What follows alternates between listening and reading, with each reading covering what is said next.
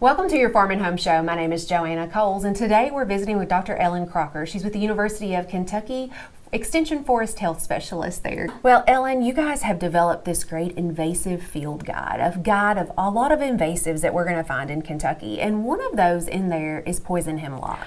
It's true, and that's an invasive plant that I feel like is really increasing across the state. Maybe it's because it's really common in those roadsides, and you just can't help but every year when it pops up and it grows really rapidly and starts flowering, you realize suddenly how much poison hemlock is everywhere. Absolutely, and people are concerned. Anything with poison in the name, people are concerned about, and rightfully so. We have seen people in the community try to get rid of it. They have sensitivities to it, and obviously if livestock eat this, it could cause fatality for them. And so we definitely don't want that in our pastures, in our woodland areas, or even in our field borders.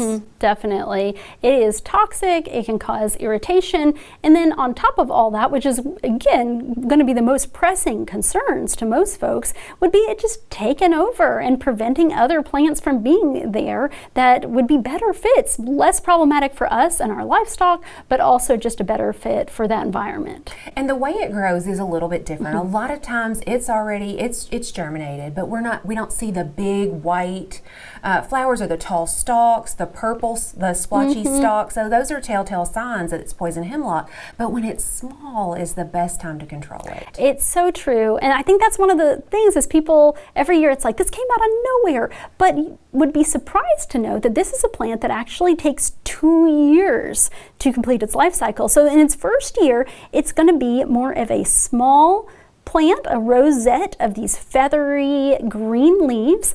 Doesn't look like much. It's going to stay pretty low to the ground, but it's in that second year that it bolts up with that flowering stalk that could be, 8-10 feet high sometimes, really tall and noticeable.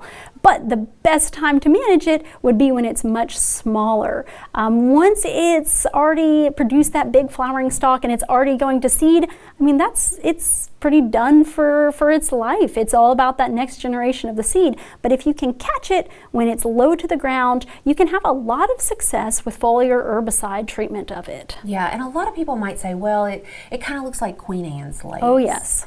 And, how do I tell the difference? But there are some tells. There are, and especially you mentioned a few. So on that stalk, when it comes up, or even on the leaves when they're smaller, if you look at them closely, they're going to have this kind of spotted red pattern and have kind of hairy stem with these distinctive red coloration, almost purpley. And so that's definitely one way to tell. And always, if people are curious, snap a photo, dig it up, wear gloves just in case you do have that sensitivity to it. Bring it into the extension office and let us positively ID it, and then we can maybe come up with a management plan. And for sure, with something that's toxic, you want to make sure you know what you've got. And then if we miss it, because we can miss it. A lot of times this pops up in edges, along sinkholes. Some of those places where we might not be scouting all the time, but if it's there this year, we can go ahead and mark that area and come back and treat next year because it's going to be there. And if you're treat it in the spring of that second year. That's a great time to catch it before it starts to sprout up and produce those flowers. By that point, it's going to be much more challenging to deal with than when it's low to the ground in kind of the spring, maybe early spring when that's happening. It loves those roadsides, those disturbed areas, those edges, those higher light locations. As you mentioned, those are all classic places for poison hemlock to be growing. Yeah, but deep in our forest, we don't see a lot of that, right? I wouldn't expect much there. It's going to like those higher light situations a little bit more. Absolutely. So if people want more information about poison hemlock or some other invasives, where could they go to get the field guide? You can find that online. You can find the entire field guide if you search for Field Guide to Kentucky's Invasive Plants. You might also be able to track down a copy at your local county extension office. And there's also all sorts of great resources online about poison hemlock and other invasive plants that I encourage folks to check out, because all invasive plants are each different. They're each different management techniques that are going to be better for them.